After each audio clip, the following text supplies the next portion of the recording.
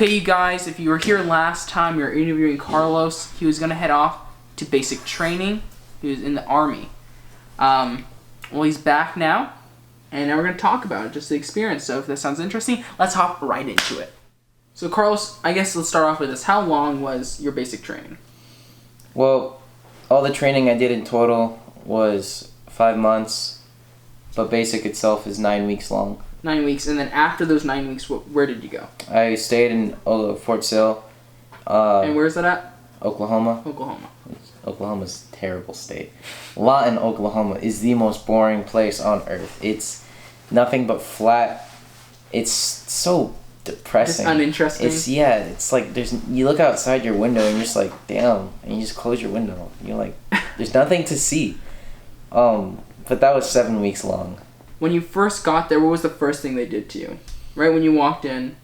So, let's see. I got out of the airport, in the Lawton airport, at like 1 or 2 in the morning. And then it was humid as all hell. And I was wearing the San Pasquale water polo hoodie and... Scots or mine? I don't know. And Dickies, and it was so humid. I was sweating so much, and I had my big hair, and it was just sweating. I was just sweating, and we were outside. I was holding the door open for like half an hour because it's just all the incoming trainees funneling into this small, cramped room to go upstairs because we were getting divided up. And so we went into the classroom. We took out our phones, put them in a plastic bag, and they put it in a box. And they're like, any contraband you have, it's gonna go in here, and if you like try to sneak it, like we're gonna find it. And then we started signing a bunch of papers, and then we went downstairs. We got issued PTs, and a bunch of physical training. If you guys don't know. Yeah, and then we went to our rooms, and by the time we got to the room, it was like 3:30 in the morning, and then they told us first formation is 4 in the morning. So you had 30 minutes. Did you even go to sleep, or did you just... No, I took a shower. And the showers in the receptions, this was all reception. Reception was like 5 days long. The showers, it's just a big room with like curtains and drains on the floor. So it looked like, I don't know, it was something. It was like a shock. It was so nasty. Like, it was the nastiest shower I've ever seen in my life. And it's just people hanging out. Like, people like get way too comfortable way too fast. They're just kind of walking around in and out of the showers and shit, just like, hey, what's up, bro? And I'm like, damn, like, I'm trying to shit in peace, and you just walking out, freeballing it, man. In the nude? Yeah. We go to first formation. I guess you had to adapt, though, eventually. You just got used to that. You adapt quick. We go to first formation, then we walk over to the reception building. After breakfast, in there, it's just waiting. That's all reception is. It's just waiting. You're getting stuff issued. You're getting your shots and stuff. It's not interesting. It's just waiting. Do you kind of, with that waiting, was it almost like, did you just kind of want it to be finally over? Yeah, kind of like... it was so bad. Like, I remember I was just sitting there with my blue book in my hand, and we're just like, all so tired, and like, no one can fall asleep. There's a bunch of drill sergeants walking around making sure you stay awake. Yeah. And I'm just sitting there with my blue book. I'm half asleep. And I was so convinced it was Instagram. I was like scrolling through, like looking at things, and I was like touching the corner, the top right corner, like get out of Instagram. I'm just looking at myself. I'm like, what am I doing? Like, I look like a weirdo. I'm just like touching my paper, like trying to scroll, cause I don't know. You must have been sleep deprived, huh? Yeah, you definitely did not get any hours. What was the point when you realized like this is real? Like, there's no going back. Like, this is what I decided. Was it like them the first time they yelled at you, or what? It was probably like the moment I was on the bus going into Fort Sill, like the little transportation van. I was like, shit, like this is it. This is it. This is what this is gonna be like for a long time. What was probably during your BT the hardest obstacle to overcome, mentally and physically? Well, for the physical aspect of it, it's always difficult, but it's not impossible. So like, I would say, it's really mental. It's more mental, I guess, for like mental and physically. Like, it's definitely for me specifically when it comes to anything to do with heights. It's like when we were rappelling off the 50-foot wall. like 50 feet is pretty big, especially when you're looking down and like the only thing you see is just wood chips. So like you're not gonna fall and get hurt, but like even if you did fall, like there's not really nothing there. It's just wood chips, you know. There's like, but rappelling off the wall, like I was shaking a lot, but like once I got like when I was confident with the equipment and like I knew I was okay, then it was easy. It was too easy. And another thing was this long, maybe a little over or a little less than half a football field in length rope from one end that's high and one end that's low, and you have to shimmy down the rope. Okay. And it was really tiring, but like it was also high up, so I was just like, man, I did not want to do it, but you know, I did it. Yeah. Because you kind of have to. You get no choice, really. You can't opt out of something you're uncomfortable, because once you do the things that make you uncomfortable, then you realize it's not that bad. Like going down a cargo net wall, like vertically down, where there's like no, it's just you on a cargo net. Like that was also like kind of like, you know, nerve-wracking. But you learn to like trust yourself and like what your body can do. What was the hardest aspect mentally for you? Probably like in basic training, this only applied to basic. It was just like being deprived of everything. Like you have no comforts. Like when shit got tough, it got tough, you know? Yeah. Like, you know, if it was ever to the point where it was like pretty bad and you just felt like you just weren't in the right headspace and you can't continue, like, you know, they have chaplains and stuff, you know, you can go to religious services or anything if that could help, but like it's just like constantly getting fucked up for like you get annoyed because like if you fuck up and it's on you, like that's on you, but like if we're constantly getting fucked up because it's just specific people choosing to do the wrong thing, so it's just like you're just mad. It's like it's just a mixture of like anger and frustration. Probably one of the worst times it was like that was when we were supposed to phase up, but we didn't because... and what does phase up mean for the people? It's like... So there's 3 phases in basic: red phase, white phase, blue phase. And basically, those 3 phases are like where the training kind of centers around. So red phase is like learning, Army values, you know, what it's like to be a soldier. Yeah. You know, the foundation. White phase is everything like in the field. Like you're applying skills, you're learning skills like care under fire, tactical field care, you know, and like blue phase is like applying all those things and a little bit more advanced skills, and you go into the forge, and that's where it's like it's 4 or 5 days of like simulated combat experience, okay, basically.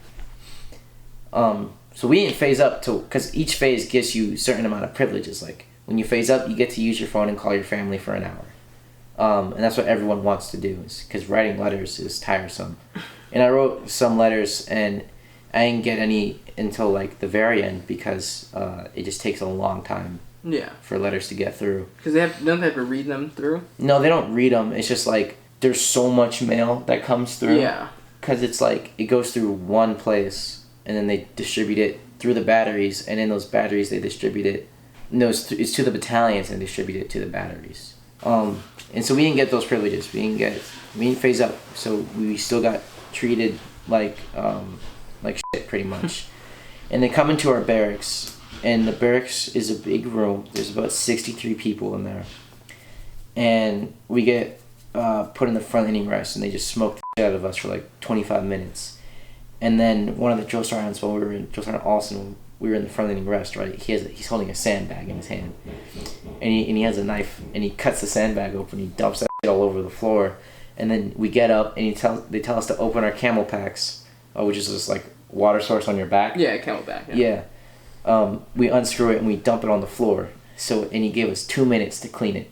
So there's just sand and water everywhere. So everyone's running around and yelling and shit. Did you clean it? No, in 2 minutes, no. No, we did a pretty good job, but we came in. Drill Sergeant Fogel came in, and he goes, "Why are you so concerned with the floor when your lockers look like shit? They're not the standard," because there's a picture of what your lockers are supposed to look like. So he tells us to go to our lockers, and he gives us instructions on how to tip over the locker. So we tip the lockers, and everything falls out, and he says we have like 10 minutes to make it look like the picture. So we're all folding our clothes and shit, throwing shit away. We don't, there's just shit. Everyone's stuff is everywhere. And then Joe Sergeant Austin comes back in. He goes, "Didn't I tell you to clean the floors?" And then he starts smoking us. And we're like, "Joe Sergeant Fogel." And he goes, "I don't give a fuck. I told you to clean the floors." So we went back to cleaning the floors again. And then Joe Sergeant Fogel comes back and he goes, "Why are you so concerned with the floors when your lockers? And I gave you specific instructions to clean your lockers." It seems back like a big mental thing almost. Yeah. It was back and forth for like 20 minutes. And people were just fucking mad. Like there was fights and stuff. Like everyone was yelling at each other. I was just like at my locker. I'm like, this is stupid. Like, this is some dumb shit. But it got done. It wasn't fun. But the next day, we kind of like our bay collectively kind of got their shit together, and we tried to be on point. And we were pretty much the cleanest bay in the whole group. Was there any point during your basic training when you actually thought to yourself that this was a mistake, I shouldn't have done this, that you're regretting? No, not at all. I love the Army. Like, the entire time, like, basic had its really low moments, but, like, it's the most fun I've ever had. And, like, I completely did a 180 on, like, how I think and, like, everything I do. Like, I'm a much different person. That's a perfect segue. How did you feel? How so far has the Army changed you? In the better, worse? It's definitely like made me like a much more like confident, like mentally tough, physically tough individual. Like it also made me more open-minded, kind of like to like when it comes to working with new people. Yeah. Because in my career, we're gonna meet new people constantly, and it's like you kind of pick up like that, Mm-hmm. Like you kind of just like, you can have your differences, but when things need to get done, you can get it done. Like there's always going to be certain people you don't like or that just don't do anything like for you, and you have to deal with it. Like when things need to get done and like everyone's like on point, it's like as a unit we just kind of like click, and like especially when it comes to like. That's why AIT was so much better than basic training, because everyone clicked. Like we were like when it comes to PT and stuff, like we're all motivated. We're all loud. We're all sounding off. Like none of us are like, like malingering or anything. Like trying to get out of PT. You guys all had this kind of like. Yeah. Is there any sort of? Do you feel as though once you join the Army, you've lost some of the old Carlos? Like, are you kind of sad about that, or do you think it was all for the better? Do you kind of miss the fact that, like, I don't want.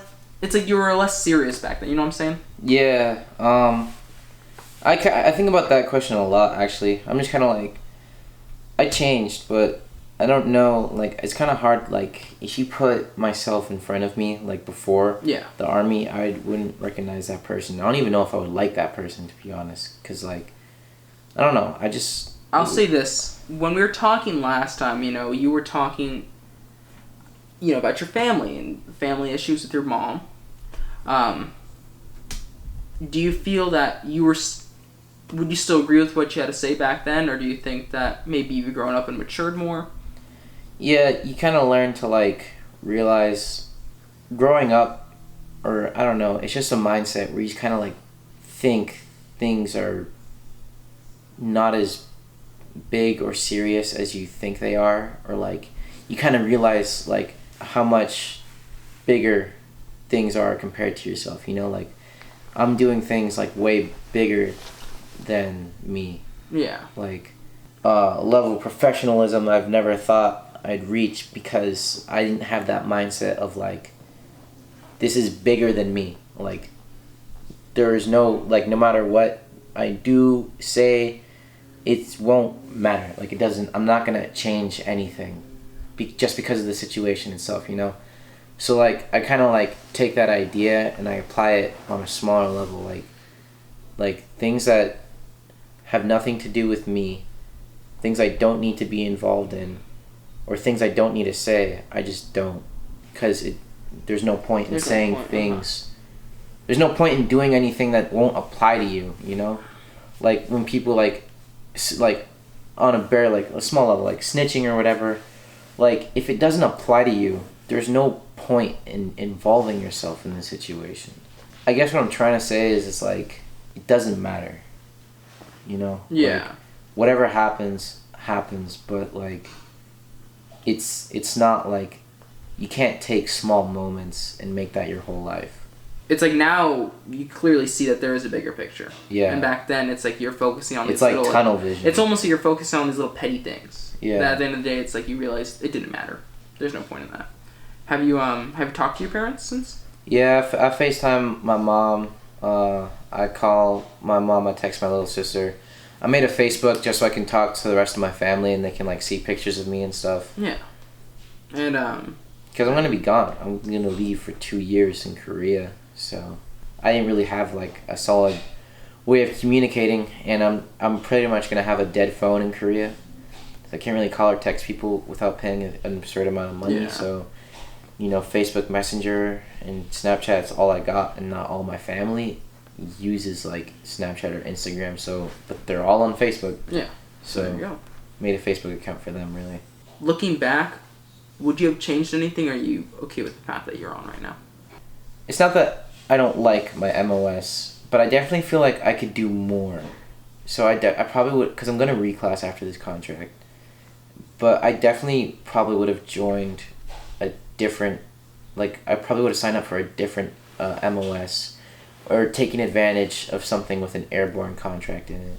Just because it's, I didn't really know what I was getting myself into when I signed up. I didn't know the Army, but like, my job is kind of a good step into the real Army and like what it's like. Because it's small. It's air defense, you know. They're really important. They're the first to fire. Yeah. You know, like we are like without air defense, you know, we kind of already lost, you know. So this is kind of like a good step into, you know, that. But I do want to do things on a more personal level instead of such a grand scale. And then I guess the final question, or it'll be kind of like a two-parter. What would you say to the people who doubted you, the people who said that you would never be anything in life? What do you want to say to them? Well, it doesn't have to be like F you, you know. No, it's not like that. It's just like, you know, you can say whatever you want about someone, but like it's a completely different person to say what they're gonna do and then actually doing it. Because, you know, like I talked about joining the military junior year, where a lot of people talk about joining the military. Yeah. And then senior year, like those same people talk about joining the military, they kind of stop.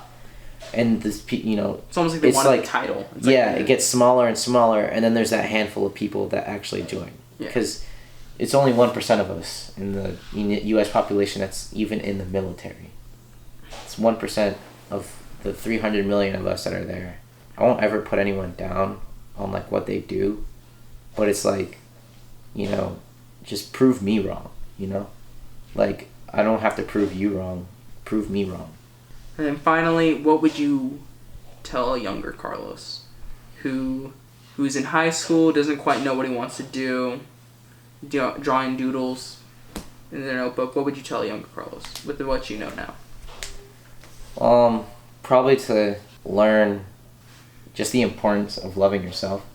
I didn't really have a lot of that. You were only focusing on other people and not. Yeah, like I was putting too much attention in other people instead of myself. But like when you work on yourself, generally people are going to start gravitating to you more, because instead of, you know, you working for other people, people want to work for you. There you go.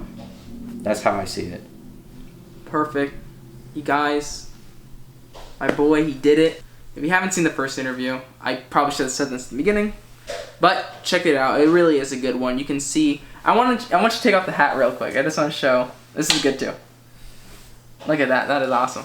Anyways, you guys, that is it. Carlos, thank you. Do great things in this world. I know you will. Any final message? Just do you. Just do you. Don't work for other people. Make them work for you. There you go. Have a good day, you guys. Thank you for watching.